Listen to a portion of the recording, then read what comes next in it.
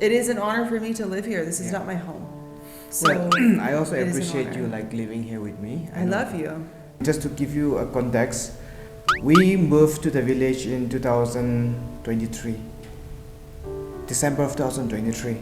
So 2 years completed. And good thing is we have our own house. Yes. That's a big help for you, for me. Yes.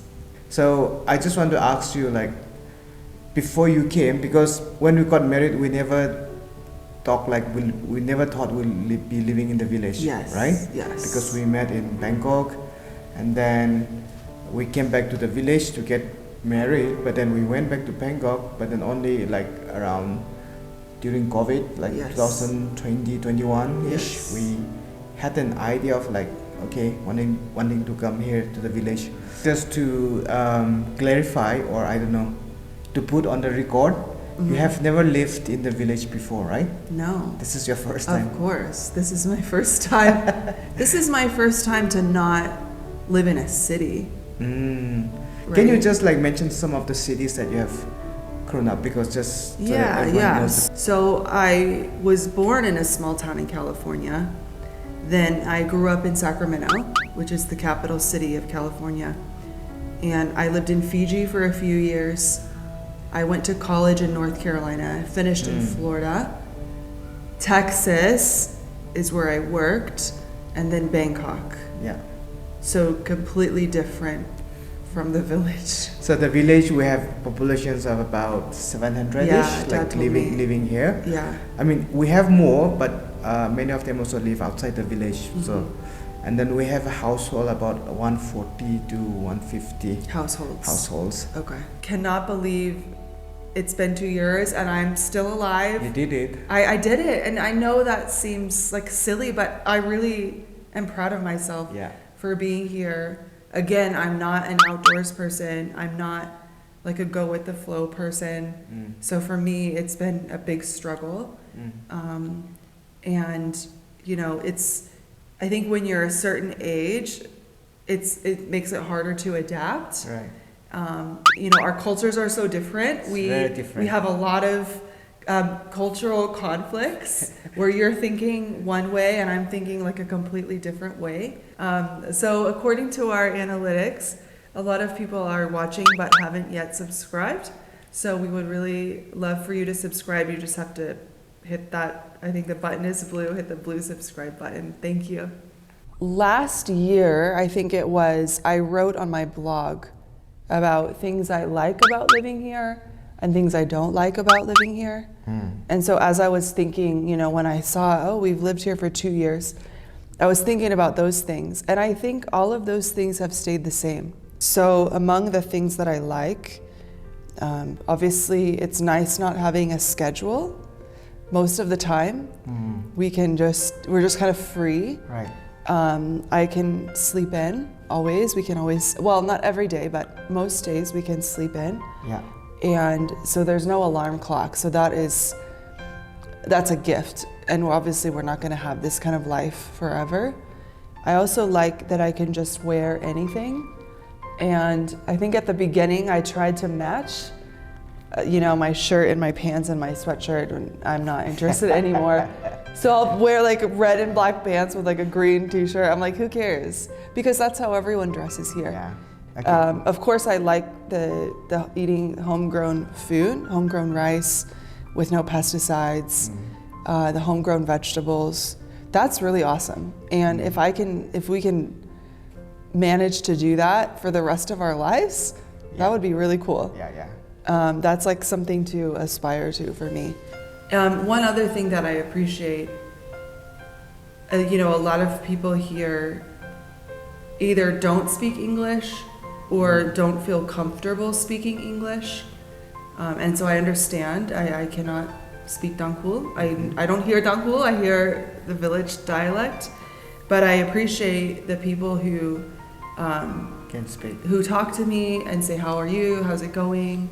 I appreciate that, because I know they also, even if they, you know, come and talk to me, I know they're also probably feeling a little bit scared because there's just very few foreigners here. And so I appreciate that. So thank you to those people, like including your family, who have made me feel welcome.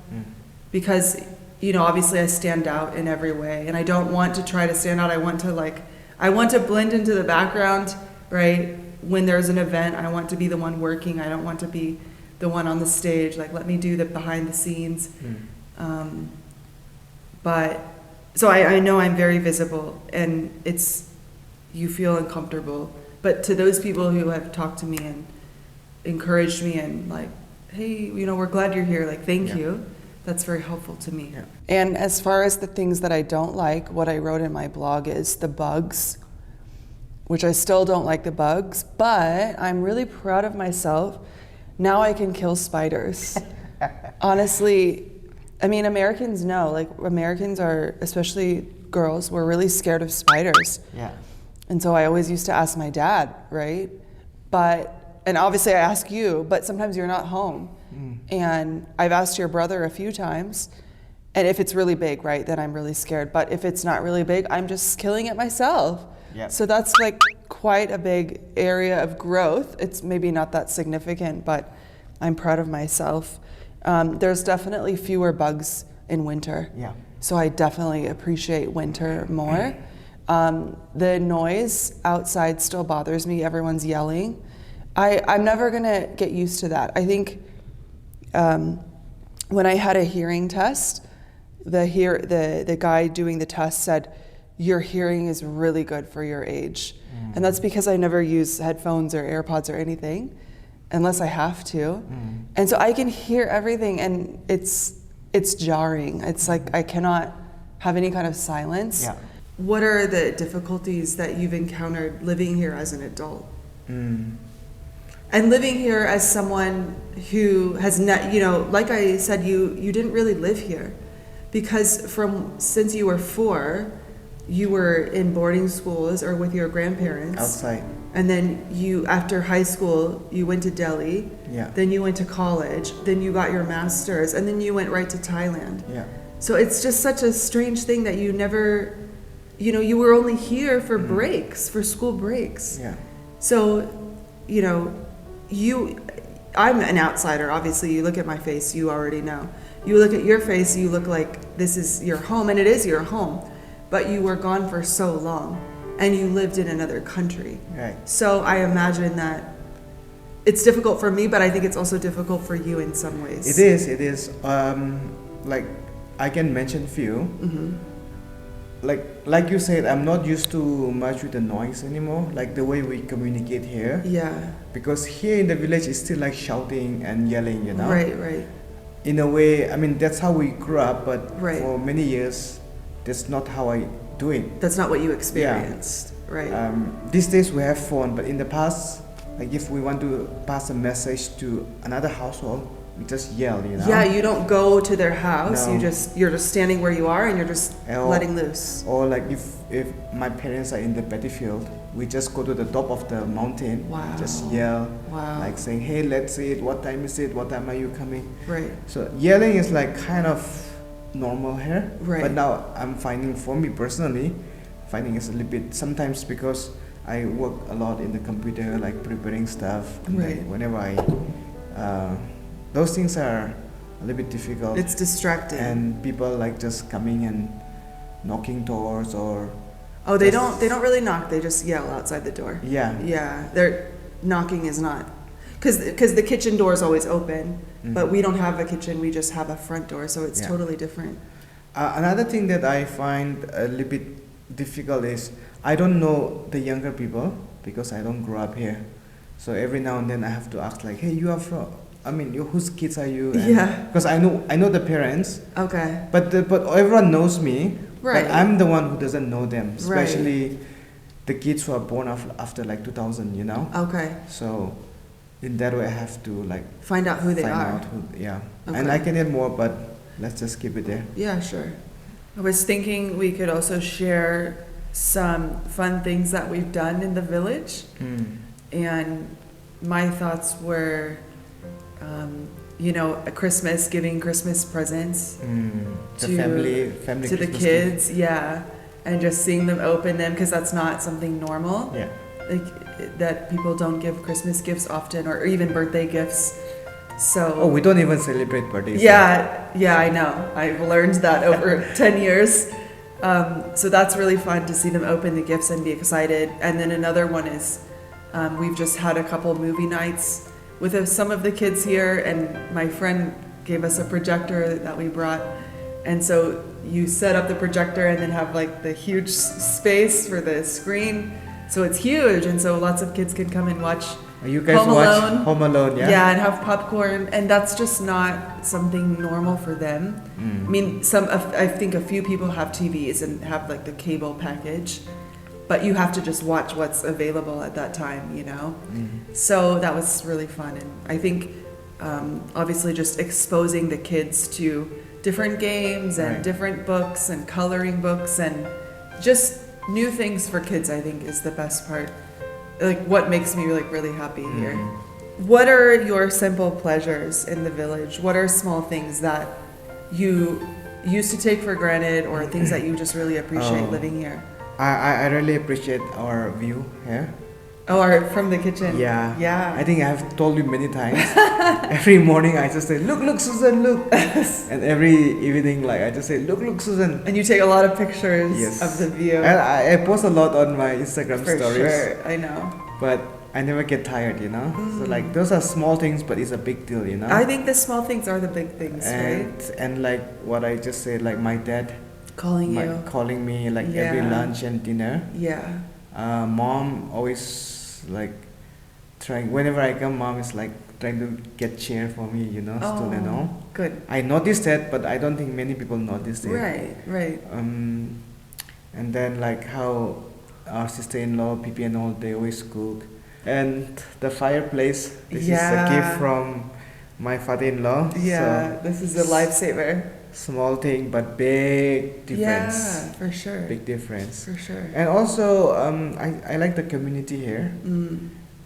I know sometimes you don't understand because too much community things involved. Oh yeah, it's And sometimes you don't, for you it's hard to differentiate when is the community thing and when is the relative thing and when is the family thing and when is the personal thing. it's a lot. But it's a lot. I appreciate that here, the community thing, you know, and Community events. events or anything, yeah. Okay.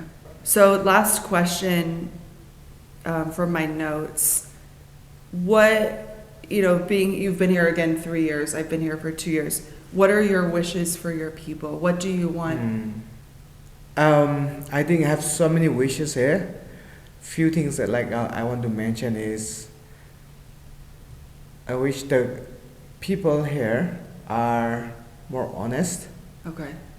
and I'm talking like about including myself, my family, and all the villagers, and also of course the Tangkhul people work harder so that because unless we are honest, unless we work hard, I don't think we're going to be rewarded, you know.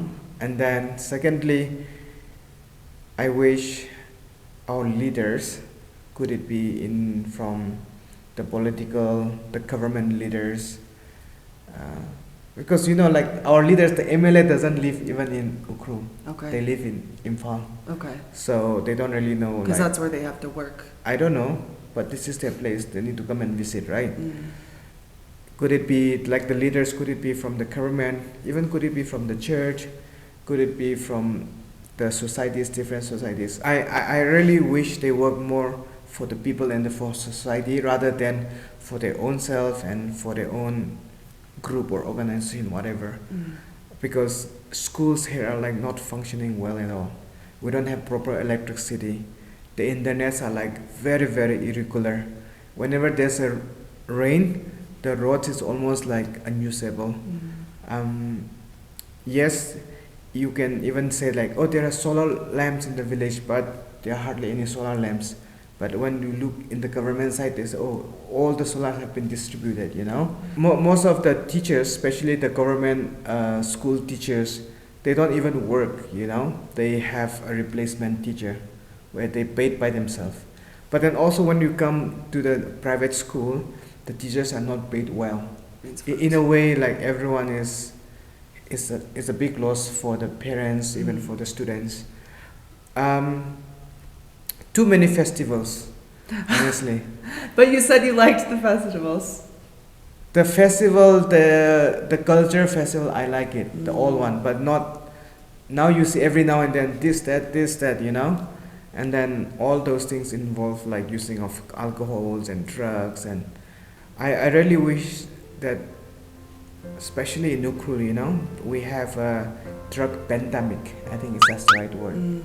Because every now and then you see like people struggling with drugs. Every now and then someone is dying because of drug. Families are broken.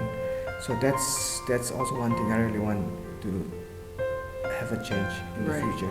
Right, for sure. What about you? I know I have said a lot. Yeah, that's okay. I think become more comfortable with English as much as possible. There's tons of YouTube videos and podcasts and music and movies.